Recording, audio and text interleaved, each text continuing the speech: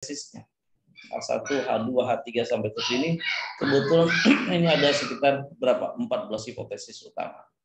Tetapi ini ke sini bisa hipotesis juga tapi tidak tapi dari sini ke sini ke sini ke sini itu bisa jadi satu hipotesis. Kalau ini direct effect, yang dihipotesiskan direct effect-nya aja. Indirect effect bisa saja tidak dihipotesiskan tapi nanti dia hitung. Oke. Ini gambar. Nah, dari sinilah sebenarnya duluan ini sebelum mendesain kuesioner ini duluan ya. Kemudian baru lampiran kuesionernya. Kuesionernya ini saya bilang profil responden. Nah, profil responden ini jangan disia-siakan. Bisa dihubungkan. Apakah ada hubungan antara jenis kelamin dengan loyal satisfaction atau tidak, commit atau enggak, loyal apa enggak, memiliki trust atau tidak? Nah, bisa jadi. Bisa juga misalkan dengan web quality. Apakah ada hubungan jenis kelamin dengan web quality, persepsi terhadap web quality dan sebagainya. Nah, ini usia, pendidikan, rata-rata. Nah, ini cukup di cross check-kan dengan chi-square aja. Nanti akan bisa memetakan, bahkan bisa paham karakteristik sebenarnya dari kepuasan pelanggan, loyalitas, komitmen itu bisa ketahuan semua. Yang mana paling loyal, yang mana punya trust yang tinggi, yang mana punya komitmen yang tinggi, responden yang bagaimana karakteristik, bagaimana yang punya satisfaction yang tinggi dan loyalitas yang tinggi. Ini semua bisa digunakan untuk untuk pengayaan, bahkan bisa jadi jurnal-jurnal. Kita bisa nulis karakteristik yang mempengaruhi satisfaction. Bahkan kita bisa melakukan segmentasi terhadap jenis-jenis jenis daripada customer ini atau rekanan ini. Sama dengan misalkan kita mengkaji fraud dan sebagainya. Kalau kita tahu betul karakteristik dari perusahaan tersebut, kita bisa paham. Oh, yang cenderung punya yang fraudnya tinggi mana? Bisa. Sama dengan ini, yang punya loyalitas tinggi mana? Karakteristik customer yang mana? Nah, ini. Nah, kemudian ini retail quality dia buatkan seperti ini. Ininya, questionnaire-nya, semuanya. Nah, ini diturunkan dari retail quality, pemasok Alfa Mikro selalu bisa melayani pelanggan secara akurat. Pemasok Alfa Mikro mempermudah saya dalam pesan barang keulakan. Jadi mereka menghasilkan namanya Alfa Mikro. Jadi ada yang segmentasi unit bisnis khusus untuk melayani mikro, UMKM, warung-warung dan sebagainya. Nah, ini yang lagi diteliti dan ini dari disertasi, tetapi betul-betul applied di pengembangan bisnis Alfa ke depan. Ya tentu ini dibiayain oleh perusahaannya, enak ini. Ini contoh. Ini contoh. Nah, questionnaire ini bisa dibuat dalam bentuk Google Form. Hasil Google Form-nya tentu seperti ini. Aslinya seperti ini katakanlah. Ini udah diolah kali ya. Ini data tabulasinya seperti ini kan datanya. Tabulasi seperti ini, ID member, enak ini, ada 500. Tuh. Apa adanya seperti ini. Nah, nanti tentu ada tabulasi seperti ini. Merchandise. Tentu ada coding seperti ini, coding. Nah, data yang sudah di-coding seperti inilah yang nanti dipakai untuk diolah pakai SEM itu. Data ini seperti ini. SQ1 sesuai dengan questionnaire. SQ12, 13, 14, SQ2. Nah, inilah saya bilang tadi perlu di-recording dari data seperti ini. Kemudian kadang-kadang dia belum, ini masih sangat setuju, sangat tidak setuju gitu. Awal mulanya bisa jadi seperti itu. Coding, deskriptifnya, sebenarnya sudah. Kalau bedanya pakai cross tab dan sebagainya. Bedanya kalau pakai Google Form tentu yang deskriptifnya sudah terbentuk hasilnya output dalam bentuk grafik. Nah, itulah kita optimalkan. Itu saya ingatkan lagi bahwa nanti kalau di disertasi ada data profil responden dan sebagainya, itu dioptimalkan untuk memperkaya, bahkan bisa jadi suatu jurnal tersendiri. Kemudian lanjut ke ini, itu contoh tadi. Nah, kita lanjut ke SEM-nya. Nah, kalau nanti Bapak Ibu tadi dari data yang tadi kita olah dengan SEM, ya, Listrel, kemudian masukkan data dalam bentuk Excel atau SPSS, dan Listrel bisa membuka SPSS, hasil data Excel, spreadsheet lain, sehingga file bentuk data Excel bukan hanya software ini bisa dibuka ya. Ini kalau kita jadi menunya Listrel itu seperti ini, itunya ikonnya. Setelah masuk, kemudian menu utamanya ini, kemudian di sini tahapan berikutnya masukkan data pada program Excel atau SPSS atau sehingga file dalam bentuk Excel misalnya. Sehingga bentuk data Excel seperti ini misalnya. Kemudian import data tersebut. Di import data, menu ini, gambar ini nih, gambar yang buku terbuka warna biru itu import data. Import data bisa dari Excel, bisa dari database, bisa dari SPSS dan sebagainya. Nah, kita pilih. Kalau Excel di sini pilih dari Excel. Nah, Excel itu dia pakai Excel yang versi 2003 ke bawah ya, 2003 ke bawah. Karena dia untuk 2007 ke atas untuk dia ini, tapi harus di save as dulu ke 2003. Jadi pastikan data Excel Anda sudah disimpan ke versi 97 atau 2003 yang benar. Kemudian dengan ekstensi XLSS, misalkan data bulk all atau data apa, ini data tentang misalkan merchandise tadi, muncul tampilan save as dan disimpan dalam bentuk PSF. PSF itu singkatan dari Previous System File. Ini dalam bentuk playlist. Tulis nama filenya di mana mau disimpan, di folder apa. Usahakan nyimpan filenya itu jangan terlalu di root directory kesekian. Kalau kalian misalkan data disertasi, misalnya data disertasi Herman, disertasi aja, misalnya Herman D itu backslash nanti simpan di situ. Jadi foldernya folder yang simple aja di root directory, kemudian nama filenya pun kalau bisa jangan panjang-panjang. Kenapa? Jangan terlalu masuk ke dalam directory sub directory, jangan juga nama filenya panjang-panjang sehingga waktu ngolah data itu mudah dan tidak terjadi kesalahan dia membaca file. Tulis nama filenya di mana mau disimpan, kemudian simpan, save, muncul tampilan playlist gambar berikut seperti ini. Nah, simpan misalkan bulog SEM ini kan berapa? 8 karakter kan. Misalkan apa, jadi namanya jangan panjang-panjang. Nanti playlist data file ini PSF. Playlist system file. Kemudian nanti akan seperti ini. Nah, data dari playlist system file tadi atau data file ini tentu ini data raw, ini raw datanya. Raw data yang dari Excel tadi kita buka. Nah, bagaimana supaya dia jadi data tersebut kan datanya skala Likert, skala ordinal. Bagaimana agar data itu jadi data kontinu semua? Tentu kita ubah, lakukan transformasi, lakukan ini di sini file sudah dalam bentuk playlist atau playlist system file atau playlist data file. Kemudian lakukan konversi data dari data ordinal atau skala Likert menjadi data kontinu. Dengan cara bagaimana? Pilih menu data, nanti pilih define variable. Ini semua variable di blok. Nanti variable type jenisnya aslinya ordinal diubah menjadi continuous data. Apply to all. Pilih semua variable, klik variable type, ubah menjadi continuous atau contreng apply to all, oke, kemudian simpan.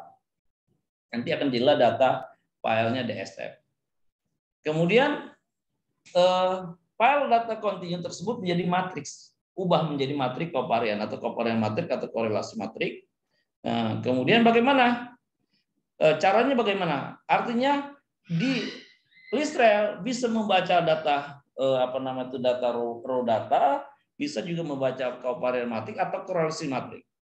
Kemudian file korelasi atau kovarian matrik itu Dicari di mana? Dari menu statistik, ya, menu statistik ini.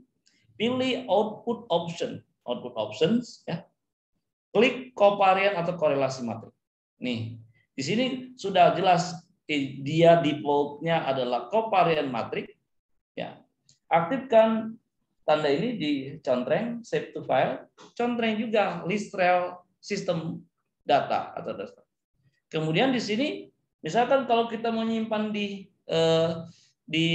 datanya blok di bulog SEM, kebetulan waktu itu saya ada pekerjaan di bulog SEM, tuliskan mau di mana Pak simpannya, misalnya di D.2 /bulog SEM atau D.2 /bulog core. Kalau dia covariant itu data covariant, kalau dia core berarti korelasi. Perhatikan apabila dipilih covariant pada momen matrik maka ujungnya tanda core. Bila covariant dipilih dia tanda core. Kemudian langsung hasilnya akan muncul seperti ini. Nah, ini akan terlihat matrik korelasinya atau covariant matriknya, akan muncul analisis deskriptifnya, semuanya akan keluar di sini. Kemudian setelah data sudah siap, jadi kita siapkan data raw data, kita siapkan data covariant matrik, kita siapkan data korelasi matrik. Nah, biasanya kalau covariant matrik itu dipakai kalau skalanya sama semua. Kalau korelasi matrik biasanya skalanya satuannya berbeda, kadang saya suka seperti itu. Kemudian setelah muncul demikian, kita buat sinteksnya atau file dalam bentuk program untuk membaca, membuat menyelesaikan permasalahan kita, model kita. Nah, di situ pilih menu file new, akan ada tampilan new, lalu kita pilih new syntax only, lalu oke. Nah, seperti ini, kemudian akan muncul menu, tapi ini kosong. Ini kalau ini sudah saya ketik kosong. Nah, aturan penulisan bagaimana? Kalau hanya label saja itu tanda seru. Nah, mungkin nggak terlalu kelihatan. Di sini adalah labelnya atau judulnya. Di sini file data yang dibaca TSF, raw data yang dibaca PSF, baca covariant matrik. Tapi kalau ditanda di awal kolom tiap baris kasih tanda seru, artinya dia akan bersifat label. Apapun yang kita kasih perintah di sini tidak akan dibaca, dianggap tulisan biasa atau label biasa. Kemudian kalau dia korelasi matrik, ya tulis correlation matrix from apa. Nah, pastikan nama file ini benar. Nah, makanya saya selalu ngajarin kalau membaca filenya itu dari root directory dan mudah, jangan sampai sub directory. Kenapa? Kalau misalnya ada spasi, ada tanda-tanda tertentu, sehingga nanti waktu dia membaca file itu nggak ketemu, jadi ngerannya pun tidak bisa. Kemudian ini kalau membaca matrik covariant, di sini observe variable, ini indikatornya. Nah, makanya waktu membuat indikator pun usahakan simpel saja. Misalkan terkait dengan P, ada P apa? Misalkan tadi P itu misalkan pelanggan misalkan. P1 sampai P5, strip aja dia ngerti. P1 sampai P5, P itu sampai berapa? Dia paham. Nah, ini sesuaikan antara coding ini, nama ini dengan yang di Excel itu harus sama. Misalkan kita pakai Excel ya, itu harus sama. Kemudian ini kalau saya petakan contoh sinteks tadi, ini label, analisis kepuasan karyawan engagement block. Ini label. Ada tanda apa? Tanda ini, tanda seru. Syntax file from file d_bulog.dsf. Ini yang dibaca. Ada juga raw datanya. Kalau PSF tadi raw data. Tapi ini saya matikan. Kalau saya kasih tanda seru, raw data itu tidak dibaca. Ini correlation matrix. Ini membaca korelasi matrik korelasi. Jadi yang dibaca itu file DSF-nya. Kemudian baca juga korelasi matriknya. Jadi menggunakan data covariant tidak digunakan. Di sini di pengolahan ini menggunakan hasil korelasi matrik. Itulah yang akan di-run jadi model ini. Kemudian ini observe variable. Ini indikatornya.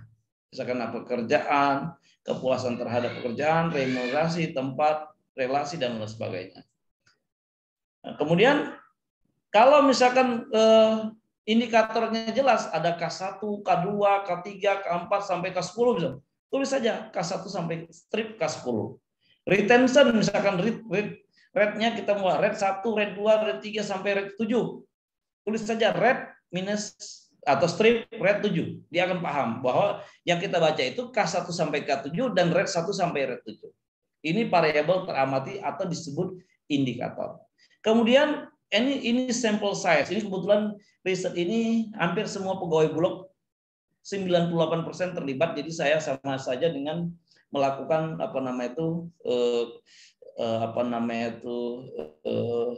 kalau kita caca jiwa apa ini sensus ya, sensus seperti. Jadi ini bukan sampel. Makanya waktu saya mengkaji ini kalau dia signifikan bagus, kemudian tidak untuk antara sampel dan populasi itu tidak goodness of fit index, RMCA dan sebagainya, p-value nggak saya hiraukan. Kenapa? Karena dia sampelnya populasi. Sampelnya sekian, kemudian latent variable. Inilah variabel latennya. ES ini latent exogen, ini employee engagement, employee satisfaction, employee engagement, kinerja, ini variabel latent exogen, endogennya ada semua. Nah, ini persamaannya equation. Equation pekerjaan remunerasi sama dengan ES. Nah, nanti inilah yang berubah-ubah tuh ini. Yang berubah-ubah nama latent variabelnya, nama observed variable, jumlah n-nya, tetapi ini atas ini ibarat defaultnya. Tinggal kita ubah nama filenya saja. Jadi kalau Bapak Ibu sudah ngeran mesem sekali bisa, kemudian tinggal menyesuaikan ininya, tinggal menyesuaikan nama variabelnya, nama filenya, tinggal menyesuaikan nama indikatornya, jumlah sampelnya, kemudian yang berat itu cuma satu ini, menyusun persamaannya. Persamaan ini dibangun berdasarkan diagram PET tersebut. Jadi seluruh yang ada di hipotesis maupun diagram PET yang kita susun ada di equation ini. Misalkan kepuasan pegawai. Kepuasan pegawai indikatornya adalah terhadap pekerjaan, remunerasi, tempat kerja, relasi rekan kerja, relasi atas bawahan, karir, sistem penilaian kinerja pegawai, ya, entah P dan P kan lupa saya, NNPP, posisi, lupa saya. Posisi ini menunjukkan bahwa kalau dia puas ini tentu akan dia employee satisfaction pegawai itu puas. Kemudian engagement ada siap, rela, bangga. Tapi sebenarnya ini ada sub indikatornya lagi, udah pernah di run. Di sini pun ada sub pertanyaan yang sudah di run sebelumnya. Kemudian retention, kinerja K1 sampai K7, retention 1, 7, retention. Nah, sekarang employee engagement sama dengan ES. Artinya ES ini mempengaruhi employee engagement. Kinerja sama dengan employee engagement. Artinya panah dari employee engagement ke kinerja. Retention sama dengan employee engagement. Berarti retention dipengaruhi employee engagement. Kinerja dipengaruhi sama dengan ES. Berarti kinerja sama dengan dipengaruhi oleh ES. Retention dipengaruhi ES. Ini PSFL ini menyimpan hasilannya. Tapi karena saya tidak butuh hasilnya lagi karena ini sudah model akhir, saya kasih tanda seru ini. Kemudian list trail output. PET diagram, list trail outputnya number desimal di belakang tambah koma itu 3, efektif, efisien, efektif, restriction strict, pokoknya ini ada ininya. Kemudian iterasinya sampai 30.000, metode estimasinya maksimum likelihood. Nah, kemudian PET diagramnya saya pakai T value atau alfanya 10%, no problem. Nah, disinilah persamaan membentuk model ini, ya, variabel laten. Kalau ini akhir supaya dia selesai. Kemudian ini kalau contoh prelis, kalau ini contoh simplis. Dulu pertama kali saya ngeran belajar SEM tahun 2002 itu pakai seperti ini. Sinteksnya judul pekerjaan, info, sama aja seperti ini. Bahkan kalau sekarang itu SEM itu bisa kayak ambil kayak pakai Amos, pakai apa satu lagi itu pakai Smart PLS itu bisa ditarik-tarik dari gambarnya. Tapi saya pikir lebih mudah ditelusuri seperti ini. Ini kayak pemrograman. Tetapi sekali Bapak Ibu membuat ini bisa digunakan untuk save as ke pekerjaan lain. Tinggal diubah equation-nya saja. Tinggal diubah indikatornya, tinggal diubah jumlah sampelnya, tinggal diubah apa nama variabelnya. Nama indikator harus sesuai dengan yang kita tulis di Excel tadi. Ya. Proses run, kalau sudah sintaksnya dibuat, disimpan, di run pakai run list run. Nah ini seperti hasilnya misalnya. Model SEM kepuasan dan engagement kinerja retention seluruh karyawan perusahaan BUMN di Indonesia, misalnya ini Bulog ya. Kemudian employee satisfaction berpengaruh terhadap employee engagement. Employee satisfaction berpengaruh terhadap kinerja maupun retention. Tetapi yang paling besar pengaruhnya ke sini. Ke sini kecil, ke sini kecil. Kemudian employee engagement berpengaruh terhadap kinerja 0,78. Employee engagement berpengaruh terhadap retention 0,1. Kalau dikalikan artinya 6 kali 7 ya, 6 kali 7 8, 6 kali 8 lah. Anggap aja 0,6. 6 kali 8 48. Artinya employee satisfaction ini 6 kali 8 40. 48% mempengaruhi atau menentukan atau determination-nya kinerja employee satisfaction, tapi melalui engagement. Artinya kepuasan pelanggan harus memupuk engage-nya dulu. Kalau sudah di-engage, maka akan berpengaruh terhadap kinerja. Jadi kinerja itu akan dipengaruhi oleh employee satisfaction, tetapi harus tetap memperkuat employee engagement. Karena employee satisfaction tidak berpengaruh signifikan besar. Maksudnya berpengaruh signifikan, tetapi tidak besar. Hanya 0,18. Kalau langsung.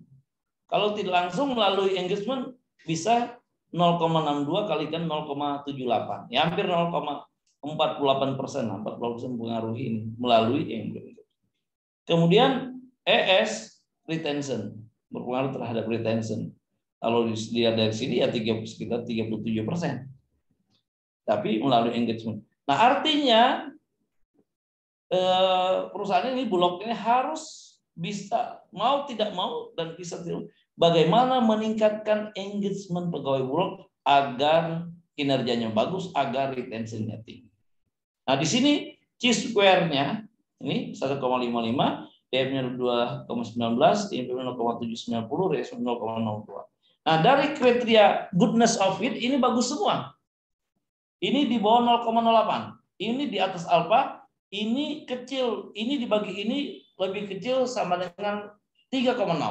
Ini 1,55 dibagi 31 dibagi 1,55.31 dibagi 2,19 mungkin sekitar di bawah 1 ya, 0, berapa itu?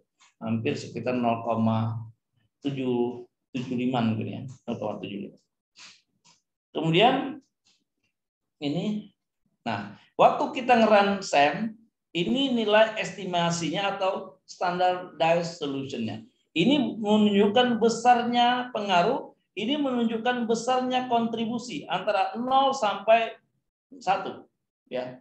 Kalau ini ya biasanya antara 0 sampai 1 juga, tetapi ini besarnya pengaruh, direct effect. Kemudian inilah namanya kesalahan pengukuran, ini namanya loading factor. Loading factor ini besarnya kontribusi ini pekerjaan terhadap employee satisfaction.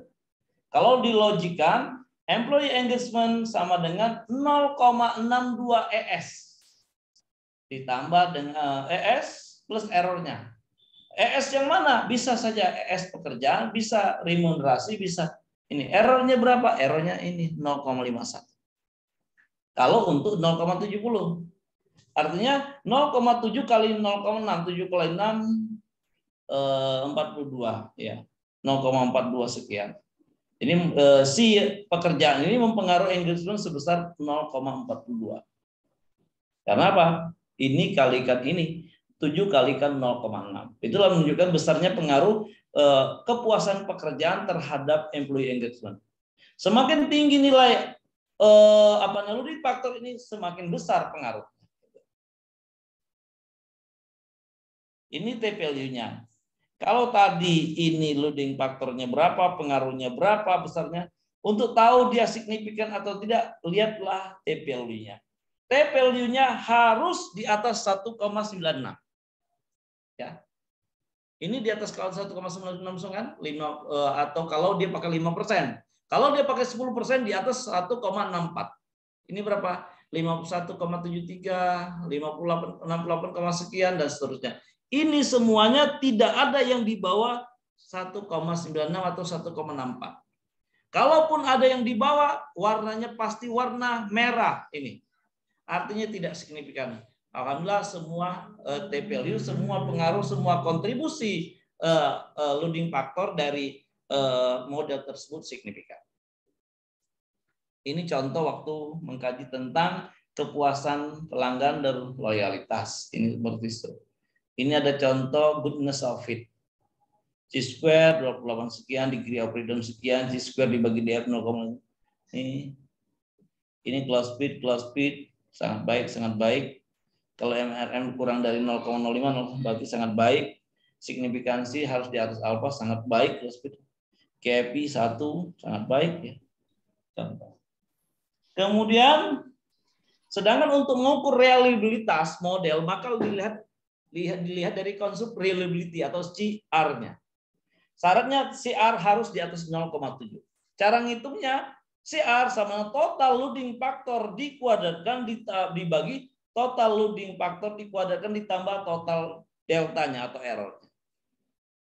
Ada lagi menggunakan varian extracted atau VA. Kalau di atas VA itu harus di atas 0,5. Cara menghitungnya. Deltanya berapa? 10,93. Loading faktornya 9,47. 9,47 dikuadratkan. Dibagi 9,7 kali ditambah total errornya 0,81. Nah, bahwa model tersebut memiliki reliabilitas yang sangat baik. Karena CR-nya di atas 0,7. Itu 0,9. Data hasil penelitian memiliki penelitian reliabilitas baik. Ya, kalau loading faktornya di atas 0,4 semua, ya seharusnya dia baik. Terus apa bedanya PLS, OLS, AMOS, B berbasis keunggulan berbasis kovarian yaitu Lisrel atau AMOS, dan SEM berbasis varian PLS. Keunggulan PLS, kelemahannya apa? Ini kalau dibandingkan dengan PLS mampu memodelkan banyak variabel dependent dan variabel independent. Model kompleks. Kemudian mampu mengelola masalah multikolinitas antar variabel independen. Ya. Hasil tetap kokoh, ya, walaupun terdapat data yang tidak normal atau hilang. Menghasilkan kovarian yang laten, ini baca aja nanti ya, apa kelemahan PLS, ya. Kemudian perbandingan SEM, PLS dan OLS. Ya. Keunggulannya apa? SEM, Lisrel itu lebih canggih, handal, model standar pengujian teori dan model kompleks atau hipotesis model. Jadi kalau pakai Lisrel atau AMOS atau SEM berbasis kovarian itu lebih kompleks, lebih canggih, lebih handal.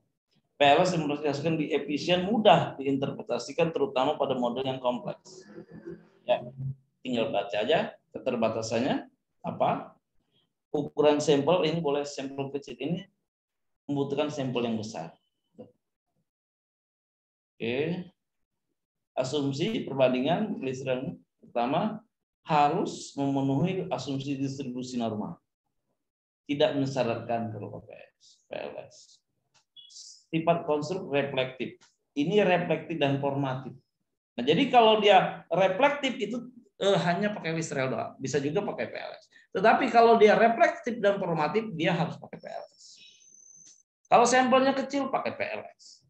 Jenis model estimasi, ya, itu model prediksi. Maksimasi komponen faktor atau kovarian. Nah, mungkin nanti bisa dipelajari ya. Kemudian perbandingan SEM, PLS, dan ALS lanjutan, itu bisa dipelajari. Ordinal square, legendary least square method, ya, merupakan teknik statistik paling populer digunakan untuk penelitian empiris. Ya. Ini perbandingan Analisis teknik statistik, isu misalnya tujuan analisis secara umum. Kalau Lisrel, Amos mengasih model untuk mengukur tingkat ketepatan representasi model dengan indikator-indikator ukurannya. Kalau PLS menguji efek prediksi, ya, prediktif, hipotesis parsial dan hipotesis model yang diukur pada jenjang konstruk atau variabel laten. Menguji efek prediksi hipotesis parsial yang diukur pada jenjang variabel lainnya. Variabel laten. Nah, ini tujuan analisis variabel ketepatan model secara umum yang disebut dengan GF parameter GOP, AGFI, CFI, C-square ya. Kalau di sini hanya dilihat dari R square-nya. Jadi cuman R square aja kalau pakai PLS. Jadi juga PLS R square. Jadi di sini jumlah sampelnya 10 cm jalur. Jumlah sampel distribusi mungkin bisa dibaca sendiri ya. Ini yang contoh service quality ya. Kalau kita menggunakan service quality tentu kita bisa untuk mengkaji tentang CSI-nya, indeks CSI, indeks CLI. Ini employee engagement, work engagement. Contoh turnover, kalau ada perusahaan itu sering terjadi turnover, work engagement berarti tidak engage kan. Kalau dia engage tentu turnover-nya akan terus. Job demands, job resources, personality, apakah mengaruhi dia work engagement atau tidak. Ini contoh ya, contoh. Turnover, corporate value, bergantung terhadap corporate value, turnover, kinerja. Ini ada lagi serat, ini lebih kompleks. Dulu yang saya ajarin ini pernah menjadi salah satu jurnal terbaik di New Zealand ya, tahun 2014. Ini waktu saya mengerjakan Employee Verifiable Provision Bank Indonesia. Ini model lintas SEM, model kinerja pemerintah daerah. Nah, ini kombinasi dari itu, dari keuangan. Ini kan kinerja keuangan, kinerja KPD, IPP, IPK, PAD, IPM, IKD, ya, dan sebagainya. Kemudian ada lingkungan strategi seperti ini, variabel-variabel. Kemudian contoh penerapan perusahaan sawit. Nah, ini kalau kita melakukan ada riset, nah, ini kondisi existing, ini keadaan seharusnya atau expected atau performance dan apa namanya itu IPA important performance-nya bisa demikian, atau kondisi saat ini keadaan seharusnya kalau kita pakai kuesioner seperti ini. Ini bisa dilanjutkan dengan IPA macam-macam lah. Ini waktu saya mengkaji tentang HPI, ini benar Sapit indeksnya. Nah, ini contoh disertasi yang menggunakan SEM, membangun bagaimana yang sudah saya jelaskan tadi. Ini hipotesisnya, ini model lengkapnya. Oke. Mungkin sampai di sini menggunakan SEM, apa mau langsung ditunjukin prakteknya boleh? Mau langsung prakteknya pakai Listra, saya pakai Listra. Izin tanya dulu, Pak. Oke, silakan. Oh, udah mau 1.30 ya. Silakan. Ya, Pak. Kalau di apa tadi di Lisrel itu kan kita lihat p-value-nya itu 0,7 ya tadi itu. Nah, itu dikatakan apa namanya signifikan ya. P-value, ya P-value-nya. Apa T-value-nya? Ya, p-value, Pak. Nah, p-value-nya. Nah, sementara kemarin pas kita bahas tentang yang selain SEM ya, itu dikatakan signifikan kan kalau p-value-nya itu mendekati 0 ya, lebih bagus gitu ya. Di bawah 0,05 kalau kita alfanya 5%, di bawah 0,1 kalau alfanya 10%. Nah, ini tadi dilihat p-value 0,7 tapi kok dikatakan signifikan gitu. Hubungannya gimana, Pak? Oh, gini. Kalau saya tidak bilang signifikan. Kalau yang signifikan itu pakai T-value-nya. Ya, T-value. Kalau V-value itu bukan di SEM itu bukan untuk mengatakan bahwa dia pengaruh signifikan atau tidak. Di SEM itu makanya dia bersifat konfirmatori, itu bedanya. P-value di SEM itu yang di model utama itu ya Misalkan di SEM, hasilnya misalkan apa? Misalkan hasilnya model, ini contoh SEM model. Nah, contoh katakanlah. Nah, hasilnya. Oke, ada di sini. Nah, contoh tadi. Nah, p-value di ini sebentar, biar kelihatan.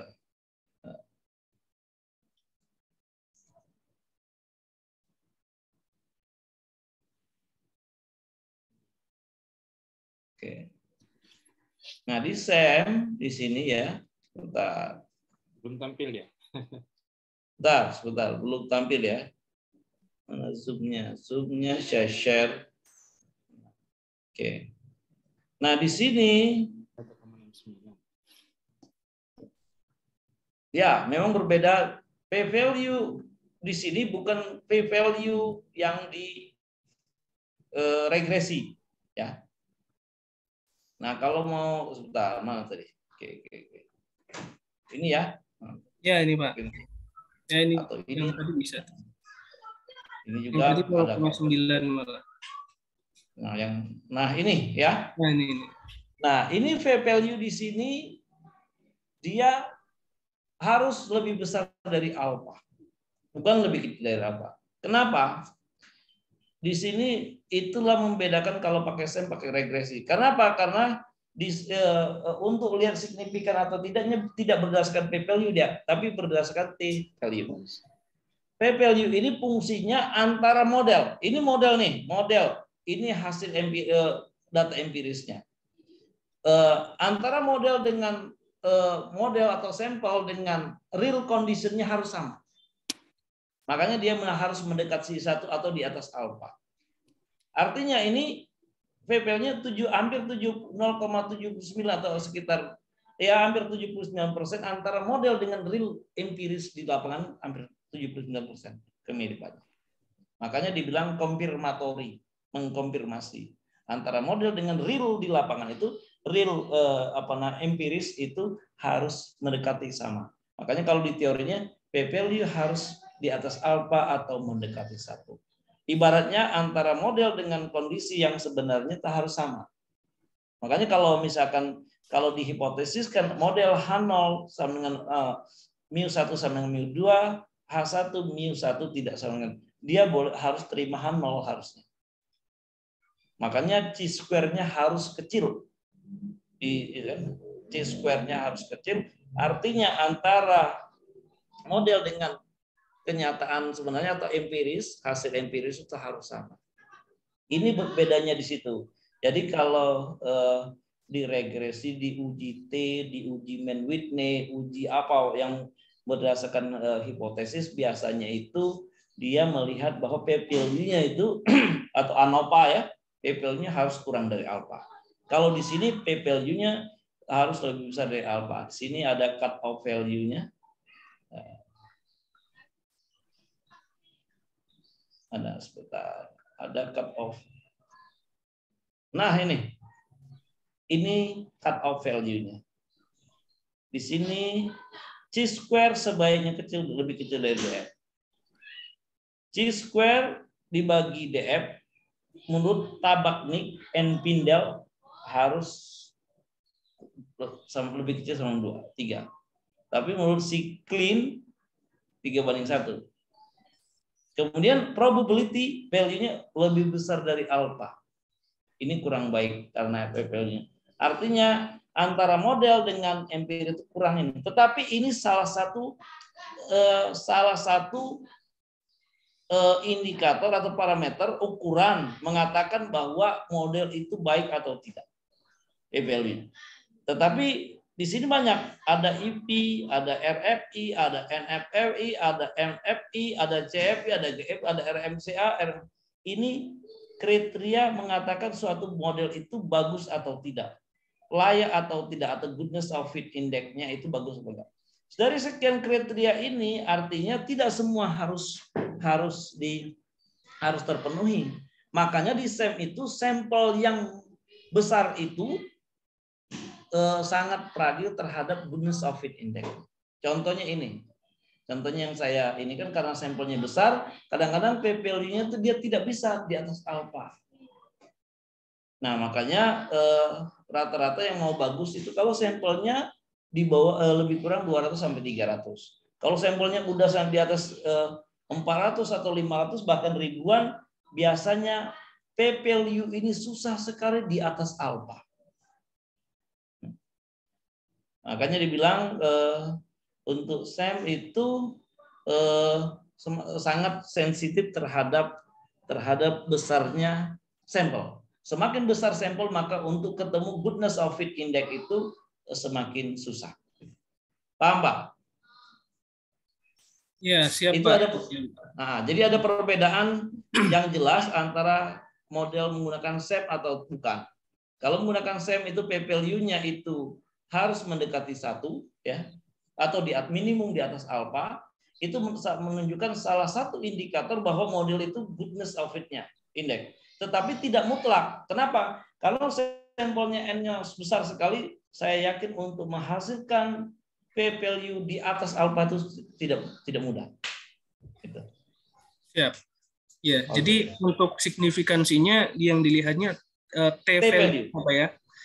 Ya, hanya T-value yang 51, berapa tadi itu ya? 51,149 gitu ya.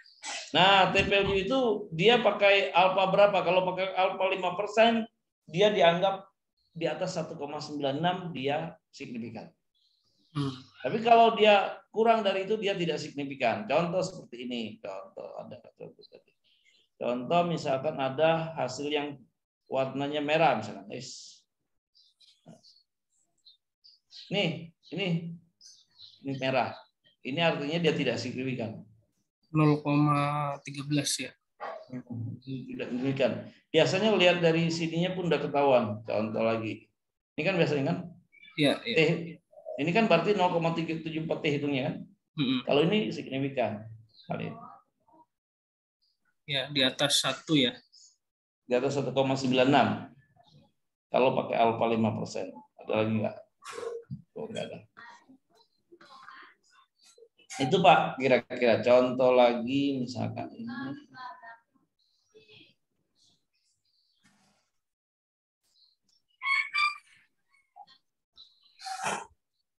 Nah, ini hasilnya. Mungkin itu. Nah, kalau ini signifikan semua kan. Ada nggak yang tidak signifikan? Nah, kayak mana ya? Oh, nggak ada contoh yang tidak signifikan. Yang jelas kalau dia tidak signifikan, biasanya langsung ditandain oleh sistemnya warnanya merah gitu. Iya. Nah. Oke. Nah, ada lagi yang mau ditanyakan? Silakan.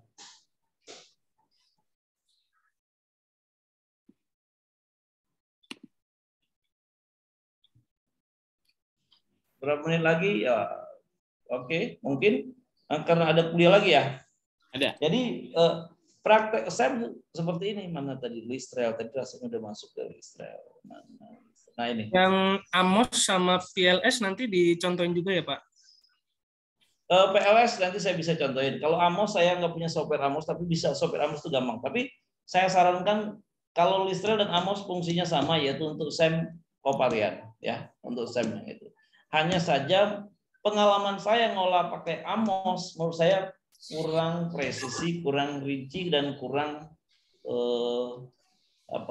dia ibaratnya handal dibandingkan dengan Listrel, kurang handal dia. Itu pakai Amos. Amos sekarang sudah diakuisisi IBM, kalau nggak salah bisa langsung di SPSS dia. Bisa. Kalau pakai kapan pakai Amos, kalau pakai Amos dan pakai Listrel sama dia sederajat, sama fungsinya. Kalau pakai Smart PLS beda fungsinya. Kalau Smart PLS tadi bisa formatif dan reflektif, sampelnya kecil, teorinya kurang kuat, bisa eksploratory kan. Oke, ada lagi? Nah, nanti minggu depan kalau bisa sempat praktek ini. Nah, praktek Listrel ya. Mudah-mudahan kita praktek Listrel. Saya juga akan mengajarkan juga Smart PLS bagaimana ya. Ada. Nah, kalau mau nanti belajar, nanti saya kasih software Smart PLS, saya kasih juga software Listra. Kemudian ya kalau masih cukup, saya mengajari regresi simultan tidak hanya pakai Epius, pakai Stata. Tapi kayaknya waktunya habis, nanti aja lah kita apa namanya itu ada sesi khusus, nanti saya kasih sesi free gitu. Mau belajar Stata boleh, mau belajar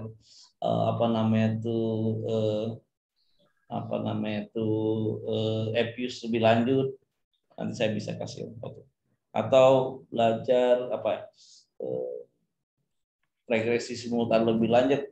Sayang sekali waktunya sedikit ya, tapi nanti bahan tadi bisa dipelajari sendiri, bahan seperti ini mungkin nanti pas prakteknya seperti ini. Nah, import datanya bagaimana, nanti kita ada sesinya. Sebenarnya saya juga mau ngajari namanya salah satu lagi expand-nya ekonometrik, tapi jarang diajarkan di S2 S3, tapi itu sudah tindak lanjut. Saya biasanya ngajarin analisis siklus bisnis. Itu yang paling penting kayaknya. Penting itu, penting Pak Herman, penting untuk proyek Pak Herman ya. Iya, ditunggu-tunggu itu analisis siklus bisnis. Ya, mudah-mudahan itu nanti pas terakhir aja, mudah-mudahan bisa, karena di ininya sebenarnya nggak ada di ekonometri yang saat ini, tapi itu ekspannya bisa saja nanti saya ajarkan. Oke, hari ini mungkin cukup dulu. Ada lagi yang mau tanyakan? Kasihan yang ada kuliah lagi. Jadi ujian nanti ya nggak susah-susah kok ujiannya, mau praktek mau ini juga boleh. Nanti mungkin salah satu yang ini ya terkait dengan interpretasi SEM, hasil SEM, regresi simultan bagaimana, prediksi bagaimana, forecasting, dengan mungkin kalau hisab juga itu betul ARIMA ya, mungkin itu aja ya, nanti nggak susah-susah kok. Yang penting nilainya bagus kan, nggak susah-susah, yang penting nilainya mantap gitu. Oke, mungkin hari ini cukup dulu. Insya Allah minggu depan kita ketemu lagi. Minggu depan ya saya akan ajarkan Smart PLS ya, PLS partial least square dengan sedikit partial least square itu sekali 1 jam cukup. Nanti baru saya ajarkan Smart PL analisis siklus bisnis. Oh, siap. Mudah-mudahan waktunya cukup. Terima kasih. Sampai ketemu minggu depan. Ada lagi yang ditanyakan? Tidak ya? Untuk saat ini. Tidak. Terima kasih. Kalau gitu cukup dulu. Terima kasih. Assalamualaikum warahmatullahi wabarakatuh. Waalaikumsalam warahmatullahi wabarakatuh. Terima kasih Bapak. Terima kasih.